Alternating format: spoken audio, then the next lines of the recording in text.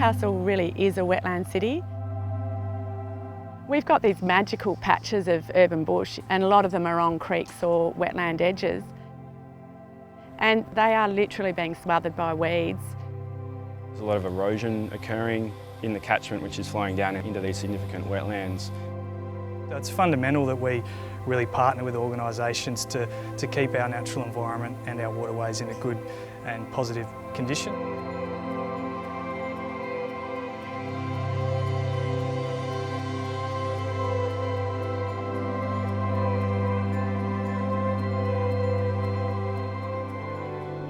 Another key goal for the whole Caring for Our Country program was to build the capacity and engage Indigenous people with caring for their land, and that has been one of the most rewarding parts of the project, to see the involvement we've had with various partners to get Indigenous people involved.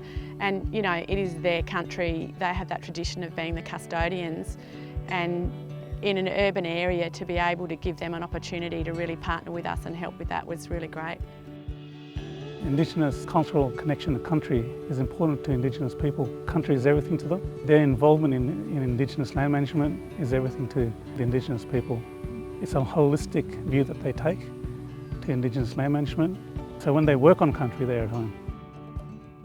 One of the main goals was, back in 1999, the university approached Wallatuka to do a research study on the Indigenous occupation of the land of the Callaghan campus, and the land is a traditional land of the Hambalong clan of the Awabakal Nation. So that research was done, and one of the recommendations was to put in a cultural trail and have signage there that showed the history of the Indigenous occupation of that land. We're an all Aboriginal staffed centre at the university, so we all work within the community anyway, so a lot of our staff can go out and consult and say, look, this is what we're doing here, and you know, there's a couple over there that remember being on that area as kids when they were back in the 60s when that was there, so that's, you know, they were part of it. Working with Aboriginal communities, it's important to identify what their goals may be, and usually it is employment and training outcomes. That they often have been through a lot of training programs with no employment.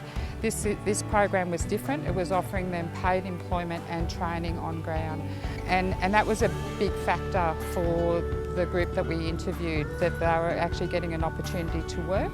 So we established a committee of organisations that were interested to assist Aboriginal employment outcomes, and they consisted of groups like Aboriginal Employment Solutions, Wallatuka at the university, Tom Farrell Institute, local land services, their Aboriginal officers were involved, as well as the local Aboriginal Land Council.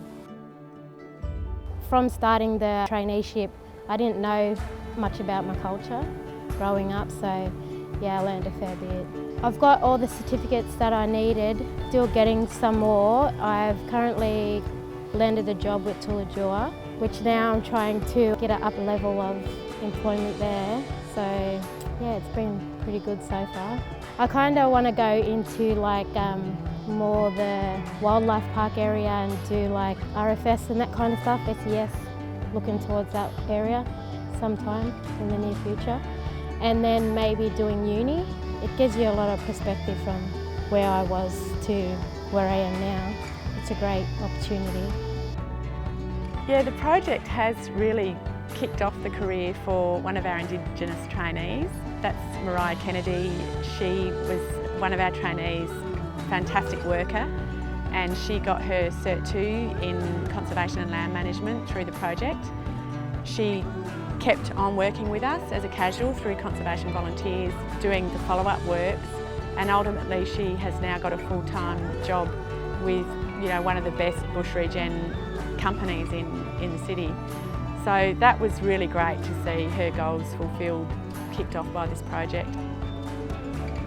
What I'm most proud of is the sharing of knowledge between the Indigenous people and the science behind it. Bring the knowledge together and having Indigenous participation with other stakeholders in the project, and building the capacity of Indigenous land management team so they can work on country again.